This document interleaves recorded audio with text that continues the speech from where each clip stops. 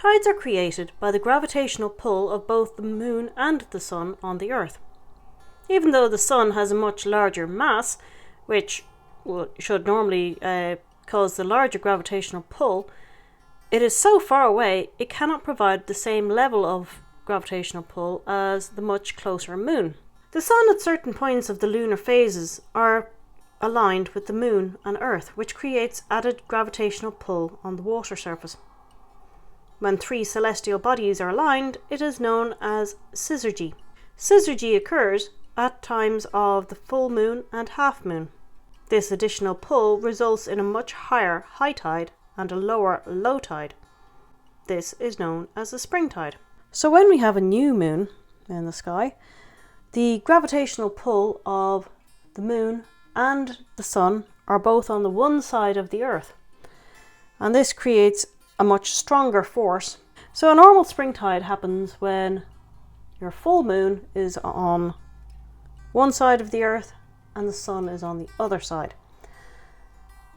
Yes, it does raise the tidal range significantly, but not as strongly as when the moon and sun are on the same side of the Earth, as you will see at a new moon. And that is when the high spring tide is created. So you have a higher high tide and a lower low tide when the spring tide is running.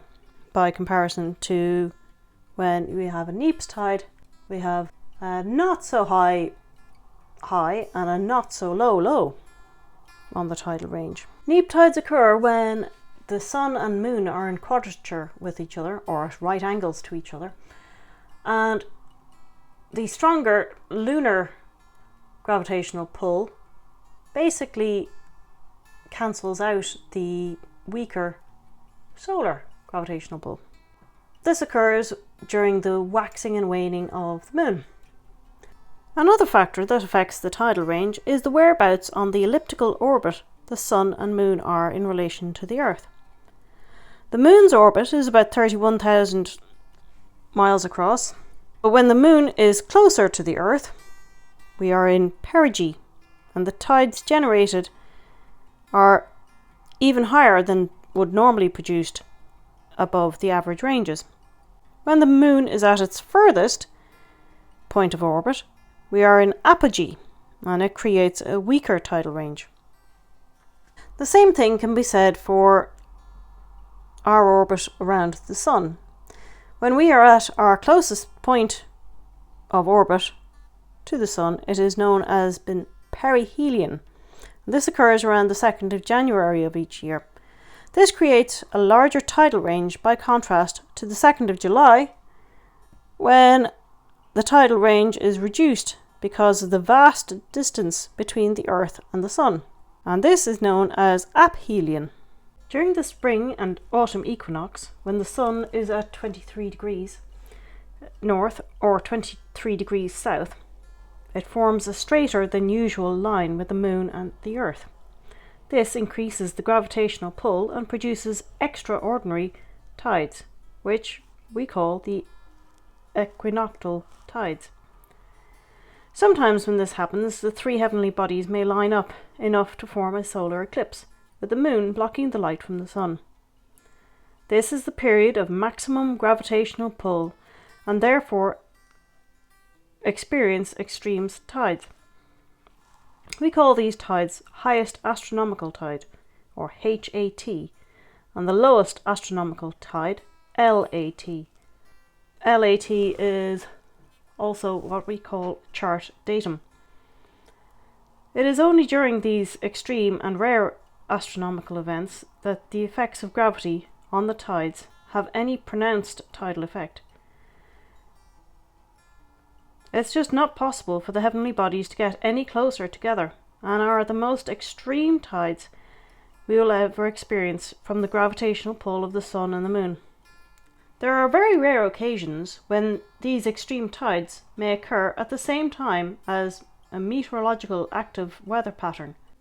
A surge of water and changes in barometric pressure may influence the sea level even further with sometimes dire storm surge consequences. The highest astronomical tide is measured from chart datum. Having a solid understanding of what happens with tides allows you to make the necessary calculations for depth, direction and strength of flow, which is an absolute aid for correct navigation. You might be trying to get into a tidal port and you need to know what time you need to be there in order to gain access easily and safely. Or it might be something like a tidal gate at a headland. A perfect example for us is Wicklow Head on the east coast of Ireland. We need to be around the headland before the tide turns, so we need to know when that is going to happen. Other considerations to take into account would be your tidal depth. For example, if you are anchoring, you need to know that you have sufficient depth under your keel to be able to anchor safely without running aground. Or if you are going through a certain channel, that you have sufficient clearance to get through that channel safely. In the next video I will go into further detail on these considerations, and I hope that you found this video of use and that you will join me again next week.